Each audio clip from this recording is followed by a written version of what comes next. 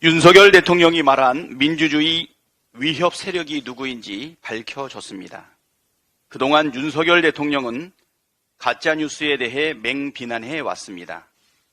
지난 6일 신문의 날 축사에서는 허위 정보와 선동은 민주주의를 위협하고 국민의 의사결정을 왜곡함으로써 선거와 같은 민주주의의 본질적 시스템까지 와해시킨다고 했고, 4.19 기념사에서는 허위 선동, 가짜뉴스, 협박, 폭력 선동 이런 것들이 진실과 자유로운 여론 형성에 기반해야 하는 민주적 의사결정 시스템을 왜곡하고 위협하고 있다고 규정한 바 있습니다.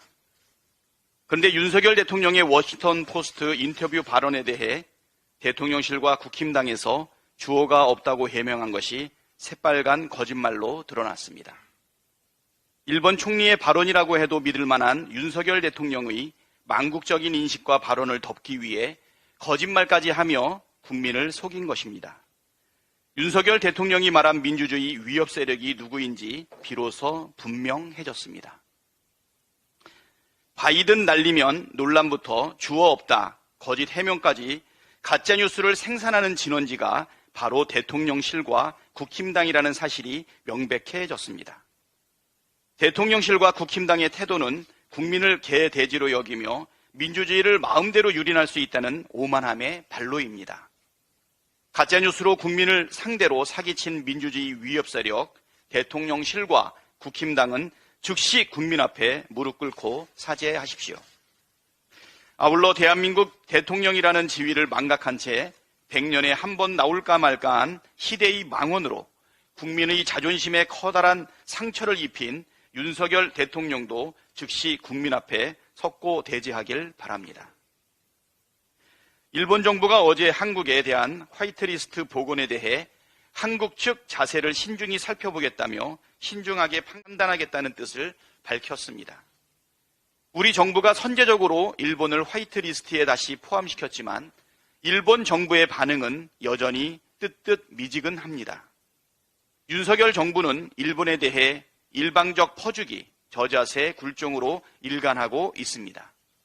한일 정상회담 직전 강제징용 제3자 배상안을 밀어붙인 것도 그렇고, 김태효 대통령실 제1차장이 한미 정보 동행에 일본의 참여 가능성이 크다고 밝힌 것도 그렇고, 일본에 대한 일방적인 구애가 차고 넘칩니다.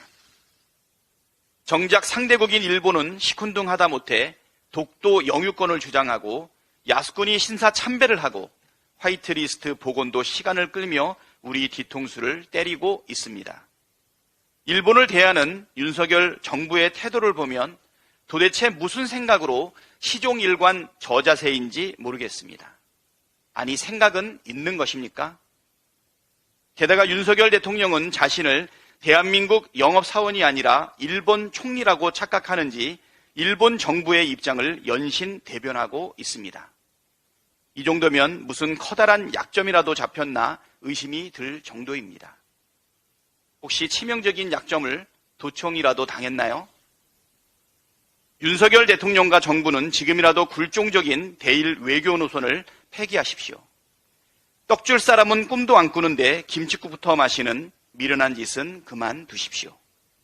대한민국 영업사원이 맞다면 일본의 국익이 아니라 대한민국의 국익을 최우선에 두고 행동하십시오. 한미 정상회담이 임박했습니다.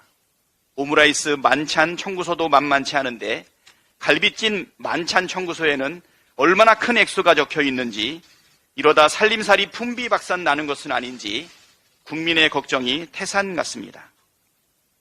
윤석열 대통령이 이번에는 하지 말라는 것만 골라 하는 청개구리 외교 말고 제대로 국익을 챙기는 실용 외교를 하고 오시기를 진심으로 바랍니다.